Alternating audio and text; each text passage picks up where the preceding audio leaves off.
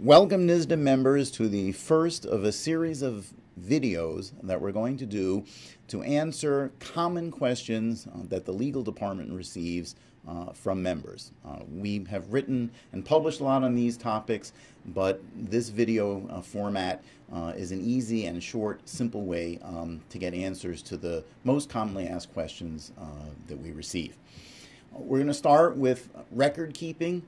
And the typical question we get in this area is, how long do you have to keep patient records? If you ask this question to anyone at NYSDA, your answer is always going to be, keep all your patient records forever. That is the ideal answer, and we will not give anything less than the ideal answer to our members. But the legal requirements are not necessarily the ideal. So we'll talk a little bit about how that differs from our ideal answer. And again, depending on how much risk you want to absorb in your practice is going to dictate how long you're going to keep the records for. We'll start with the absolute minimum. The absolute minimum for records is 6 years from the date of the last patient visit. And that's for adult patients, which means anyone who is over the age of 18. For minor patients, the rule is a little bit different. For a minor patient, the rule is you have to keep the record for 6 years or until 1 year after the patient turns 21. So essentially until the patient is 22 years of age, whichever would be the longer period of time. And for the most part, except for a 17-year-old, it's always going to be keep the record until the person's 22. For a 17-year-old, obviously you're going to have to keep it for 6 years until the person's 23.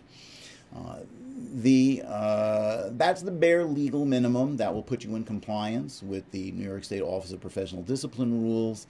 It will also keep you in compliance with HIPAA, the Health Insurance Portability and Accountability Act. Both use that 6-year rule. The next best period, if you're not going to keep it for the minimum, would be 10 years. And why do we pick 10 years? 10 years we pick because that's the limit of the statute of limitations for malpractice cases for a minor patient. You can sue as a minor for 2.5 years up until the age of 18, but there's a cap of 10 years on that. So that if you're a 4-year-old, you don't get to wait till your 18th birthday and then have 2.5 years.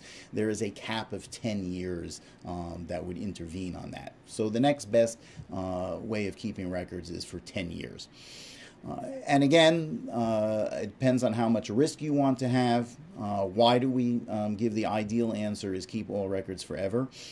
That's because it covers every unusual situation that could ever occur, like a foreign object being left in the patient's mouth during a root canal procedure, or any other kind of unusual circumstance where, for whatever reason, the statute of limitations for a malpractice case would be told. You also should remember there is no malpractice statute of limitations that applies to Office of Professional Discipline actions. There is, in fact, no statute of limitations of any kind. They have often pursued cases 15, 20 years after something happened, and there is no way to stop them from pursuing that. So having your records forever is the ideal, and that's what NYSDA will always recommend.